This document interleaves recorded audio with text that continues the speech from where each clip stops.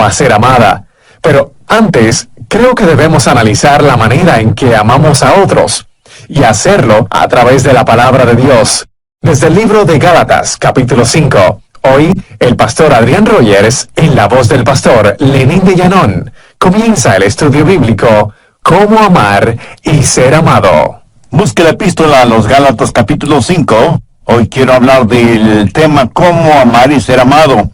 En la actualidad tenemos una generación que habla mucho sobre el amor, pero francamente debo decir que es una generación que lo que menos conoce es sobre el amor. Me refiero al verdadero amor. No solo la palabra, sino que el concepto de amor es torcido, pervertido, mal usado y abusado en nuestro mundo actual. Por lo general, la gente no sabe lo que es el amor. Algunos piensan que es una emoción indescriptible, un inmenso océano de sentimientos, pero no es genuino amor. El amor, escúchame bien, el amor no es un sentimiento. Puede contener o resultar en sentimientos, pero primordialmente no es un sentimiento o una emoción. Y le voy a decir por qué. La Biblia nos ordena, escuchó, nos ordena amar. Y usted no puede ordenar a un sentimiento, piénselo. Así que la clase de amor de la cual estoy hablando no es un sentimiento, ni una emoción, ni una incontrolable pasión. No sé de dónde la gente ha sacado la idea de que el amor es algo que nos sucede, que somos víctimas del amor, que nos enamoramos y ese enamoramiento simplemente sucede como por generación espontánea. La Biblia dice, maridos, amad a vuestras mujeres.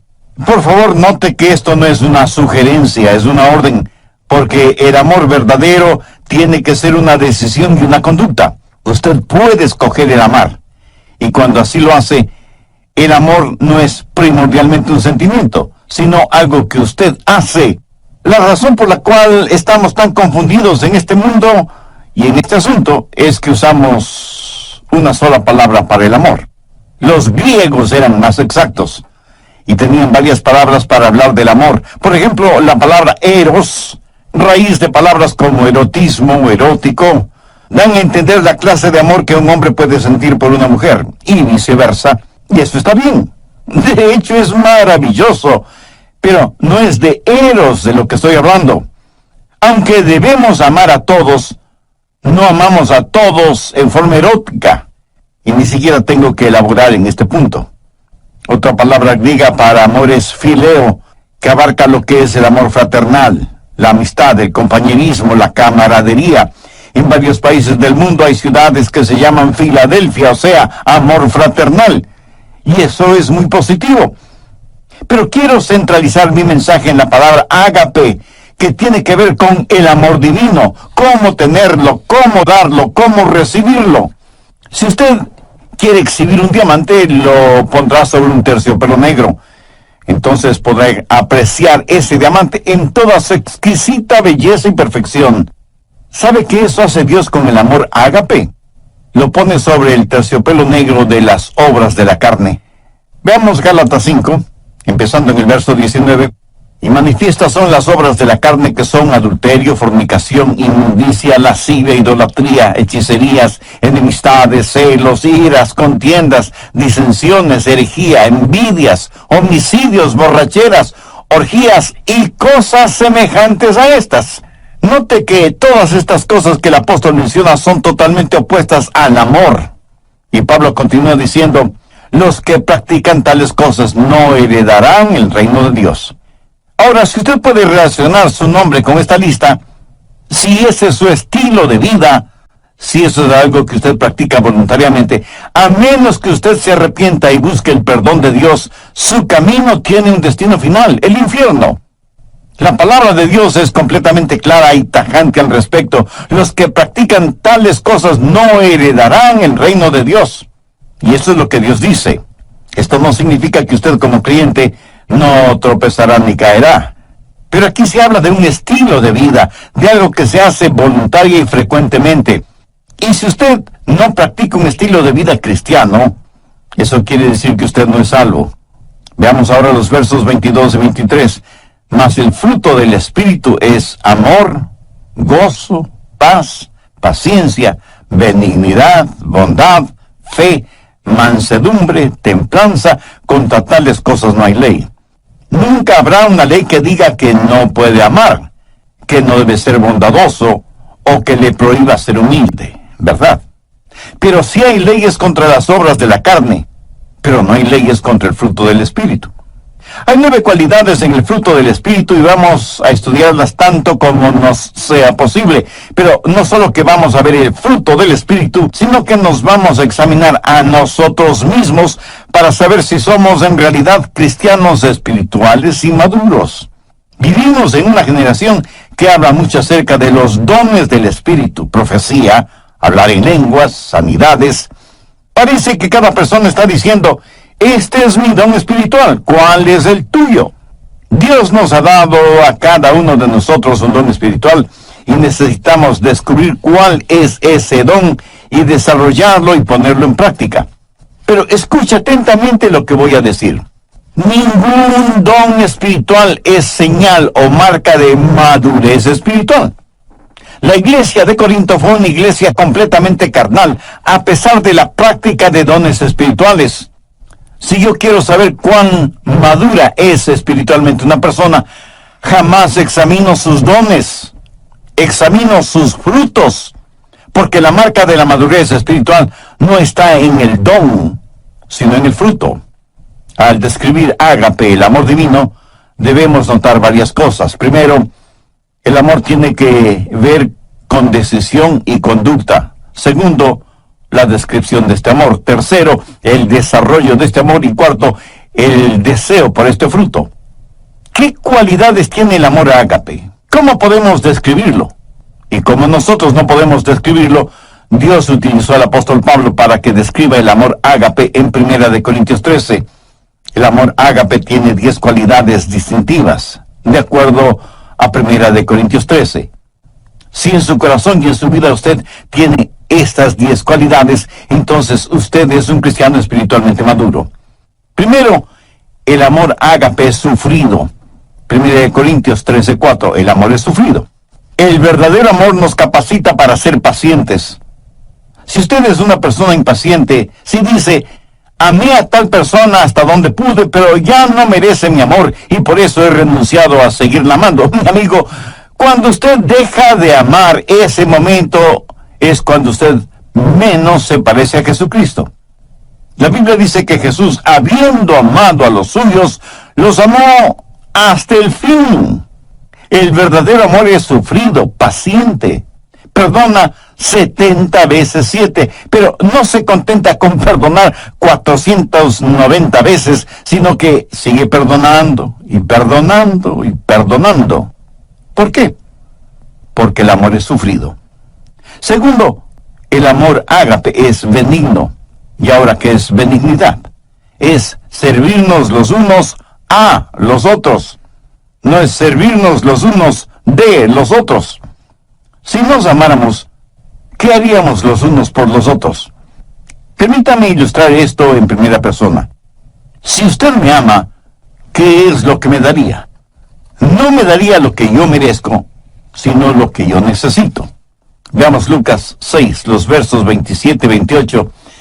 Pero a vosotros los que oís os digo, amad a vuestros enemigos, haced bien a los que os aborrecen, bendecid a los que os maldicen y orad por los que os calumnian.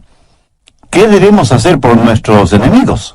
Amarles, ayudarles, ser bondadosos con ellos, orar por ellos. Y algunos de ustedes estarán pensando: pastor, yo no puedo hacer eso ni siquiera por mis amigos, menos lo voy a hacer por mis enemigos.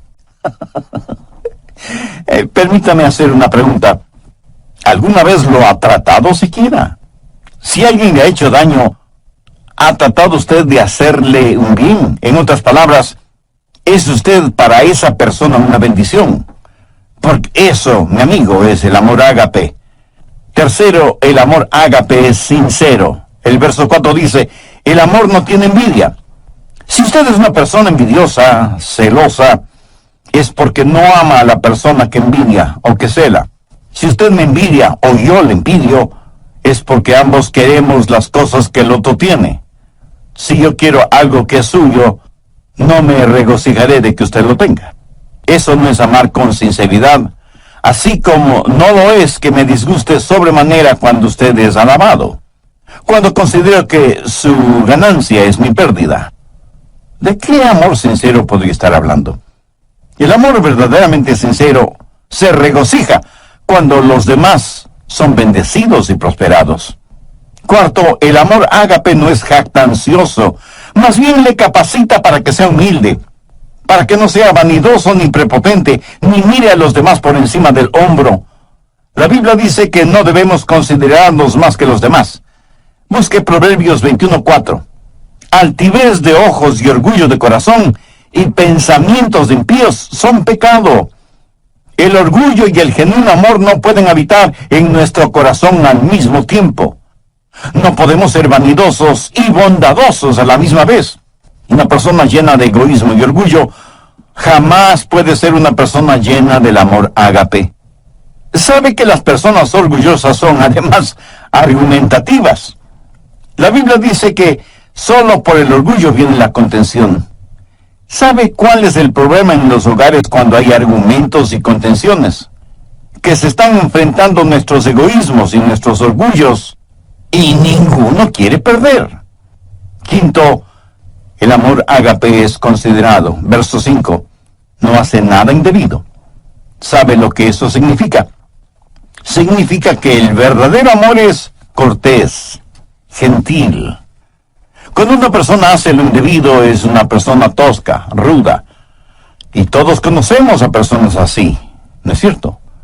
Empujan para pasar, nunca piden permiso ni disculpas, se meten a la fuerza, desconocen las palabras por favor y muchas gracias. Lo triste y lamentable es que hay muchos cristianos que son así. ¿Qué es la cortesía? Pues no es nada más que la demostración del amor en las cosas pequeñas o aparentemente insignificantes. ¿Y quién no tiene amor en las cosas pequeñas? ¿Cómo podría tenerlo en las cosas grandes? Cuando usted encuentra a una persona ruda, tosca, tenga la seguridad de que ha encontrado a una persona que no conoce el amor. Una persona que no puede ser el reflejo del Señor Jesucristo, quien fue humilde y gentil, y siempre pensó primero en los demás. Sexto, el amor ágape es un amor que se niega a sí mismo. Mire lo que dice el verso 5. No busca lo suyo. Nunca dice, yo primero, o yo conozco mis derechos. Escúcheme, cuando usted oye a una persona decir que conoce sus derechos, tenga la seguridad de que no está hablando motivada por el amor. Permítame decir una cosa muy importante. Cuando usted recibió al Señor Jesucristo y fue salvo, usted perdió todos sus derechos. Porque ¿qué derechos tiene una persona muerta? Usted está crucificado con Cristo. Ha sido comprado por un precio. Ahora pertenece a Jesucristo. Y ahora sus derechos son los derechos de Jesús. Y Él es quien le ordena amar. Usted ya no puede buscar lo suyo. Debe procurar el honor y la gloria para Jesús y el bienestar de los demás. Ese es el genuino amor que no busca lo suyo. Un muy consagrado siervo de Dios alguna vez dijo, cuando usted enseña a alguien sus derechos, tendrá una revolución. Cuando usted enseña a la gente sus responsabilidades, tendrá un avivamiento. Muy bien dicho, ¿no le parece? Cuando dejemos de pensar en nuestros derechos y comencemos a pensar en nuestras responsabilidades, cuando dejemos de buscar solo lo nuestro y comencemos a ser de bendición para los otros, le aseguro que las cosas cambiarán en el mundo. Séptimo, el amor ágape es un amor sereno. Dice la Biblia que el amor no se irrita. ¿Conoce usted a personas que son como fósforo y que se encienden con el menor roce? Con la más insignificante provocación explosionan, afectando a todos y a todo a su alrededor. Y luego dicen, no quise hacerlo, lo siento. Lo bueno es que se me pasa pronto. Eso podrá ser cierto, pero hay cadáveres a su alrededor. Un huracán o un terremoto es solo cuestión de segundos, y sin embargo, mire toda la devastación que dejan. Uno no pierde el temperamento así porque sí. Si usted explota de esa manera es porque en su interior, en su corazón, no existe el amor de Dios.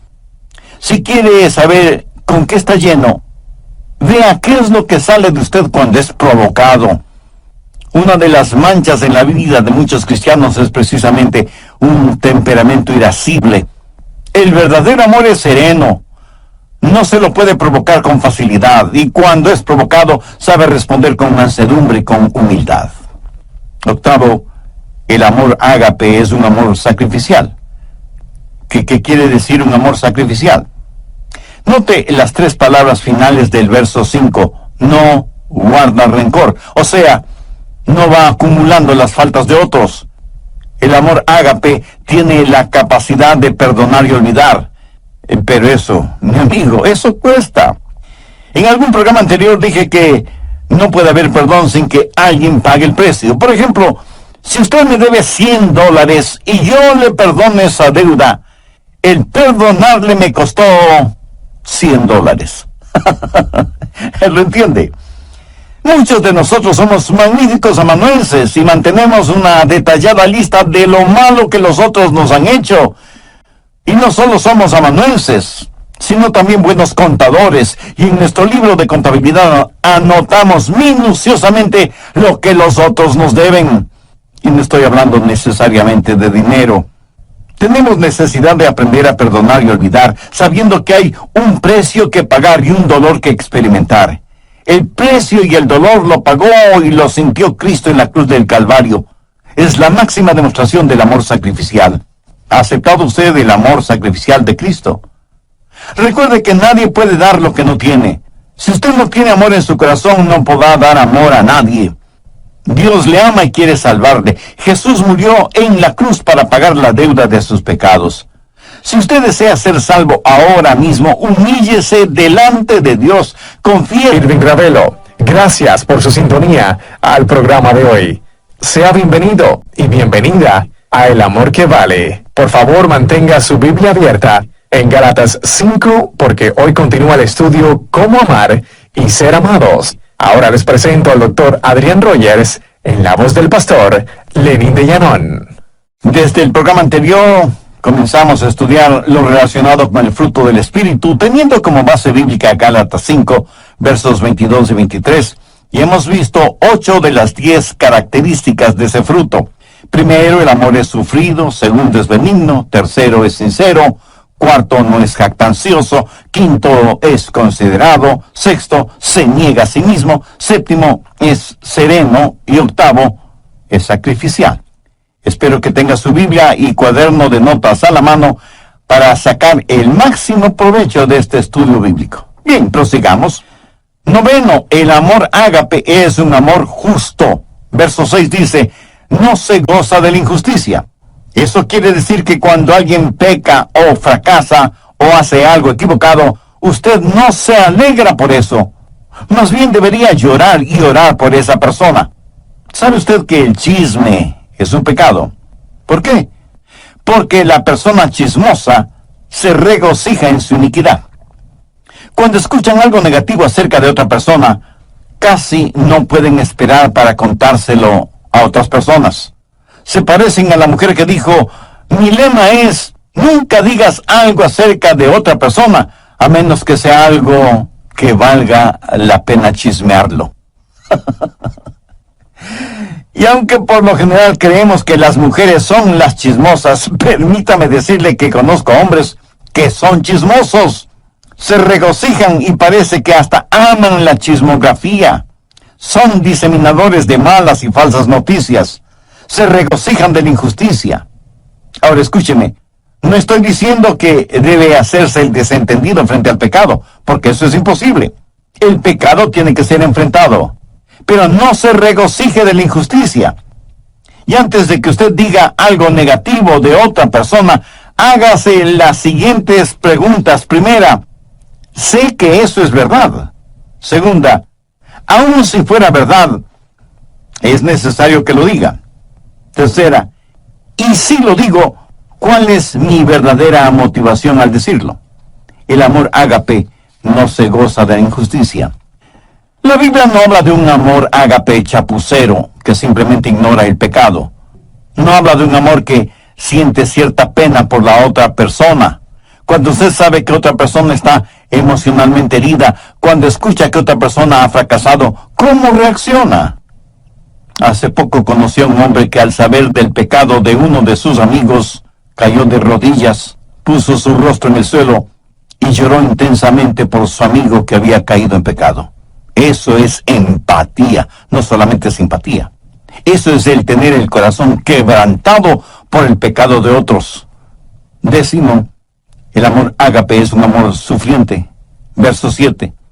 Todo lo sufre, todo lo cree, todo lo espera, todo lo soporta.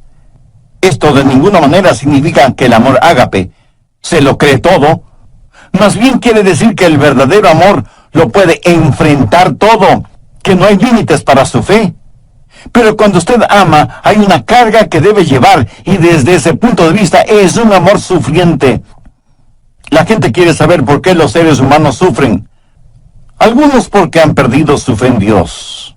Dicen, ¿por qué Dios permite que los humanos sufran? Si Él es un Dios que todo lo sabe y todo lo puede, ¿por qué no detiene o elimina el sufrimiento? Escúcheme, Él pudo haberlo hecho. ¿Sabe cómo? Pues no creando a los seres humanos, o creándolos sin libre albedrío. Pudo habernos hecho robots, como una máquina tecnológica. Pero hubiera significado no tener ningún compañerismo con nosotros. Porque, verá, cuando Dios nos creó, corrió un divino riesgo. Él sabía lo que nosotros le íbamos a costar. Exactamente lo que sucede con padres que procrean hijos. ¿O usted cree que esto de tener hijos es como comerse un pastelito de manzana?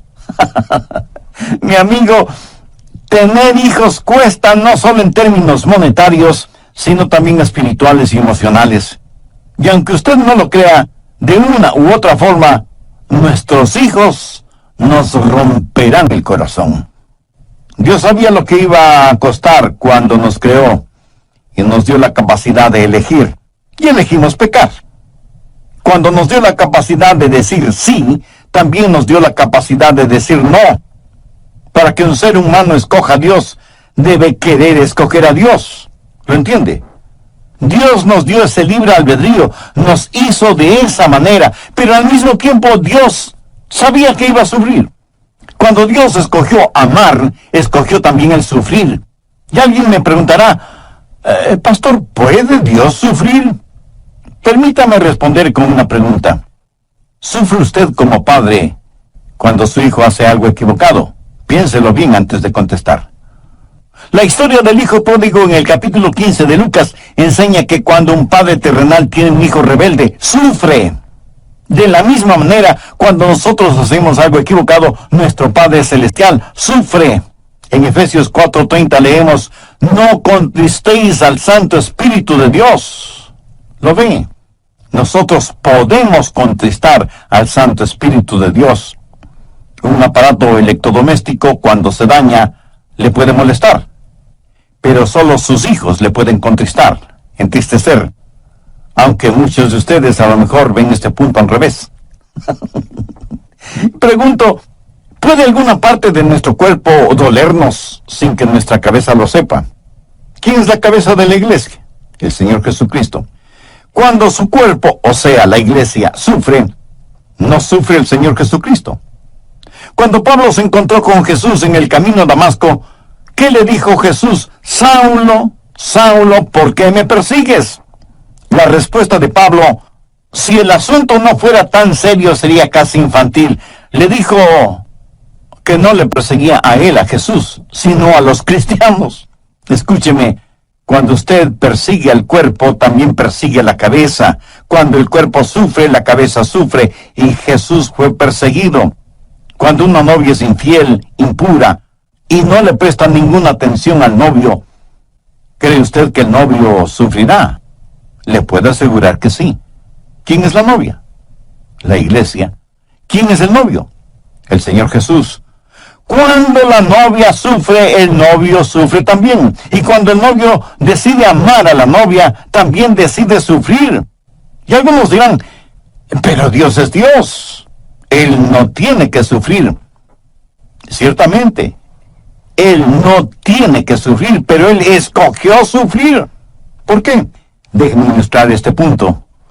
Suponga que usted y su cónyuge van a tomar las vacaciones soñadas toda una vida. ¿Será su segunda luna de miel en una de las islas de Hawái?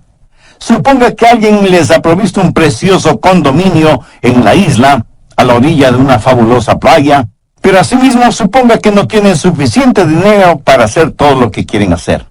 Pero ya están ahí, dispuestos a disfrutar a plenitud del sol, la playa, el mar, las palmeras, la música y la deliciosa comida. Suponga que más o menos a las 6 horas de estar en la isla, en el continente, uno de sus nietos es golpeado por un automóvil y las preguntas surgen de inmediato. Debemos llamar a los abuelos para avisarles. Debemos interrumpir sus tan anheladas vacaciones. Ahora, ¿cuántos abuelitos y abuelitas que me están escuchando dirían, prefiero no saber nada y que me dejen disfrutar de mis vacaciones? ¿Cuántos tendrían la actitud de, si algo malo sucede, sea lo que sea, no queremos saberlo? No queremos que nada arruine nuestras vacaciones. Le puedo asegurar que antes de viajar rumbo a Hawái, usted habrá dicho a sus hijos y demás familiares, si algo sucede, llámenos de inmediato. Si algo podemos hacer desde allá, lo haremos. Y si no, regresaremos en el próximo vuelo. Eso es lo que hace el amor sacrificial. Las necesidades de los otros están o deben estar por encima de nuestras satisfacciones personales. Porque cuando usted se preocupa de las necesidades de los demás, sentirá una satisfacción personal indescriptible. Tercero, el desarrollo de este amor. Busque Gálatas 5:19. Habla de las obras de la carne. Las obras de la carne son naturales. Las obras del Espíritu son sobrenaturales. Las obras de la carne es lo que hace el pecado en nosotros. El fruto del Espíritu es lo que Dios hace por medio de nosotros. Y esta clase de amor no la podemos producir por nosotros mismos, pero es la clase de amor que debemos llevar. En Juan 15:5 leemos que Jesús dijo, yo soy la vid, vosotros los pámpanos, separados de mí nada podéis hacer. Note que Jesús no dice que nosotros produciremos esta clase de amor. Romanos 5:5 es un versículo muy interesante, porque el amor de Dios ha sido derramado en nuestros corazones por el Espíritu Santo que nos fue dado. ¿Lo ve? Aquí se está hablando de un amor sobrenatural, el amor que proviene de la vid, se esparce en los pámpanos y produce el fruto. ¿Lo entiende? Usted no produce el fruto, solamente lo lleva. Yo nací y fui criado en la Florida, tierra de frutos cítricos por excelencia. En casa teníamos árboles ornamentales de naranjas agrias. El fruto era imposible para el paladar, pero los árboles eran hermosos. Y se necesita mucha paciencia y mucho trabajo para lograr que al fin esos árboles de naranjas agrias produzcan naranjas dulces. Ahora suponga que usted tiene un árbol de naranjas agrias, pero quiere que dé naranjas dulces. ¿Qué puede hacer? Bueno, podría podar el árbol. ¿Piensa que eso es suficiente para tener naranjas dulces? No. Entonces se le ocurre una idea genial. Va a trasplantar el árbol, lo va a trasplantar de un lado del terreno al otro lado. Como aplicación diré que muchos trasplantan el árbol de sus vidas de una iglesia a otra iglesia, pero siguen siendo cristianos agrios. Y el cambiar de membresía es como cambiar un cadáver de una tumba a otra. Perdonen esta comparación, hace un poco esquelética. Como el cambiar el árbol de naranjas agrias de un lugar a otro no produce naranjas dulces, ¿qué más puede hacer?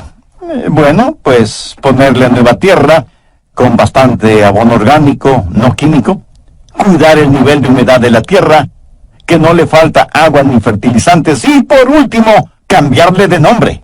Ya no se llamará árbol de naranjas agrias, sino árbol de naranjas dulces. Y para ayudarle al árbol a que produzca naranjas dulces, Usted amarra en sus ramas varias deliciosas y dulces naranjas, esperando que esas ricas naranjas motiven al árbol a dar naranjas dulces. Y muchos de ustedes me dirán con toda razón que nadie, por ignorante que sea en cuestión de árboles frutales, haría una tontería así. Mi amigo, no es asunto de trasplante, ni asunto de podar el árbol, ni de fertilizarlo, ni de cambiarle de nombre, ni de amarrar en sus ramas buenos frutos, que solo serán decorativos. Es la naturaleza del árbol la que debe ser cambiada. Cuando ese árbol sea injertado en un árbol bueno, la naturaleza de ese árbol será cambiada, porque recibirá una naturaleza que no es la suya propia, pero tendrá que aprender a llevar el fruto de su nueva naturaleza. La Biblia dice que cuando somos salvos, somos participantes de la naturaleza divina. La naturaleza de Dios viene a nosotros. Pero esta es la clase de amor que no es el fruto de las obras de la carne, raíz de amargura, sino que es el fruto del Espíritu, es la naturaleza del Dios Todopoderoso que ha sido injertada en usted, en mí, en nosotros. Cuarto, el deseo por este fruto. ¿Para qué sirven las frutas? Pues para comérselas, y mientras más frescas y al natural, mucho mejor. ¿Han notado que las frutas despiden una fragancia extraordinaria?